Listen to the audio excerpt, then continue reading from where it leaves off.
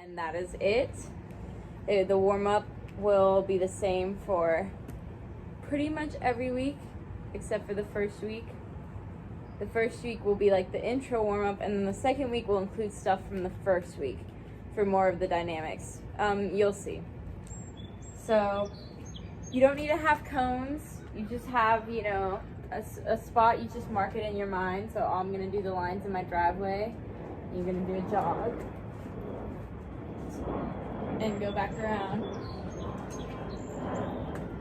And you're gonna do that in your spot about 3 times, depending. It depends on how much space you have. If you don't have much space, then jog a few more times. If you have more space, then once or twice works.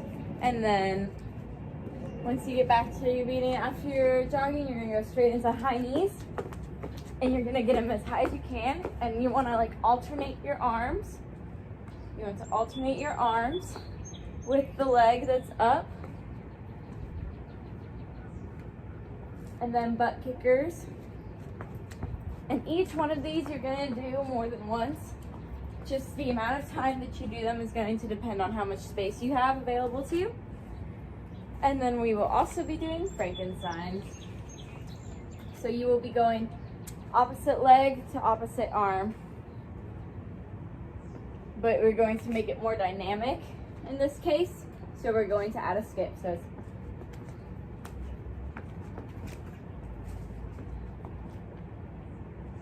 so we can add a skip. And then after that, you'll jog it out again. Like I said, more than once, just depends on how much space you have. And then our static stretching, we will do flamingos. So, and you really want to line your hips and your leg up. You don't want to, because you'll get more of a stretch this way. You can put an arm out if you need it. Focus on something in front of you to balance. Hold this for 15 seconds and switch.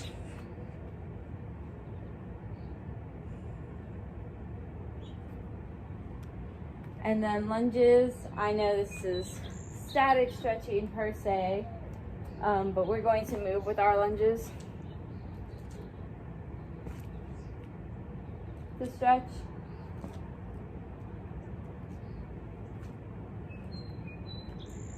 And then we will also be stretching our legs. So we'll do caterpillars. So start with your downward dog. I'll move to the side. So the downward dog, and then go forward. Or actually, some people call these inchworms. Then you crawl your way back up, and then back again, and then back up. If you can't do the crawling back up, you can just stretch your legs, just touch your toes like this. And then we'll also stretch our inner thighs by doing butterflies. So everyone knows butterflies. I'm really sore right now, so I can't go as far down as I would like. But you just want to get your knees as close to the ground as possible throughout the weeks. If you do these stretches every day, should be able to have more mobility.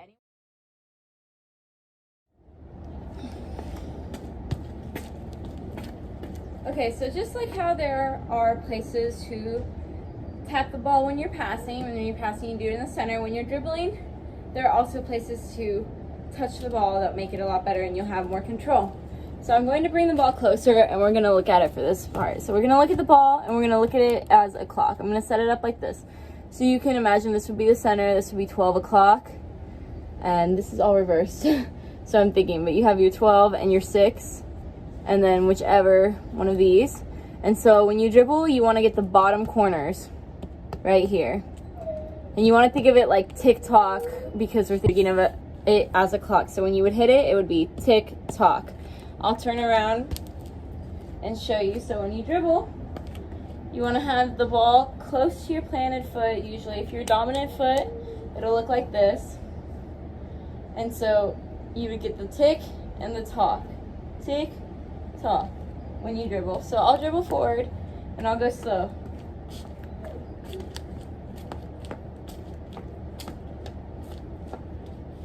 And then I'll also do my left foot. for those who want to see. It's the same exact thing. When you dribble, you want to make sure that your foot that you're not using keeps up and you're not standing behind with it. Otherwise, it's sword fighting and you'll be caught off balance. You get more speed if you keep both feet up with you. Tick, tock, tick, tock.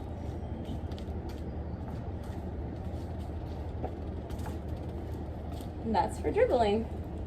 Now for our camp, we'll be doing a little bit of dribbling after the warm-up and after the warm-up before the passing, to help also raise your cardio and your heart rate, get you a little bit more warm before doing the special skills and all of that. So you can just dribble around and I'm using the squares on my driveway to move, but if you have anything like shoes or a marker to mark corners of a space, you can keep a space to keep yourself controlled and to give you more of a goal and a focus on what you're doing. You can do all different fun things in the square and turn around from one corner and go to the other. Then you can go across to the side and again.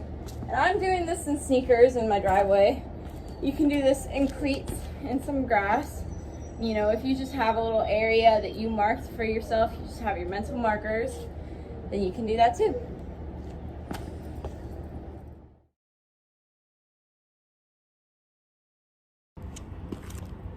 I will also be going over passing right now. So at the end of each warm-up, we will go into passing. If you have someone to pass with, that's great. If you don't, you can use a wall. And you're gonna wanna be close, you know, and if you have space, you can be further out, but further out is more for once you get really good at passing against the wall, because the return off the wall is a lot faster than the return would be from a person. So we're gonna start out with inside right. We're gonna do 2 touch. We're gonna do this 5 times. And I'm doing it against a stair, so it's not really bouncing too well, but if I did it against this wall, it'll bounce different. It's just a matter of the surface. And then we're gonna do inside left. And so I'm gonna get close to the camera so you can see the technique. So when you pass, you wanna hit the center of the ball so it doesn't scoop up if you hit lower, and if you hit down, your foot will get stuck. So you wanna hit about the center. You want to hit it with this part of your foot when you pass. And you point your toes where your planted toe where you want the ball to go. So just like that. And you can practice it gentle against the wall for you to get it at first. And then same with the other foot, nothing changes. You hit it at the same spot, toe is planted where you want to go. And that is inside of the foot passing. Next, you can do laces. This is not the same as a shot.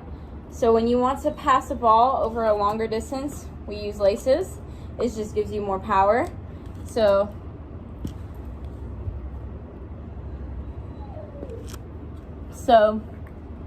how you pass with your laces is you plant your foot like this, and then you point your toe out. This locks your ankle. You don't want a loose ankle when you kick the ball or you can get hurt. So you point the toe down and then out a little bit, and your ankle will be locked. It doesn't wiggle anymore. And you hit the ball again right in the center. So I'll turn around and show you. So like this, and then right in the center. So your passing would look like this. And then we're doing 2 touch, so it'll be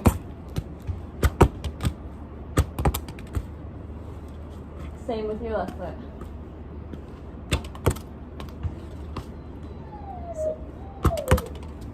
And now, for those who are more advanced, sometimes in soccer we do pass with the outside of our foot.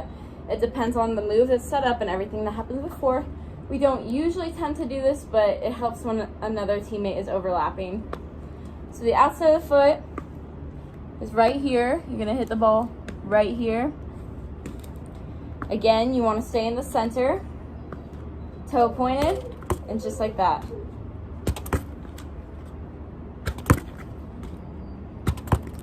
And then with both feet. So you're going to do this. Oh, with both feet 5 times each.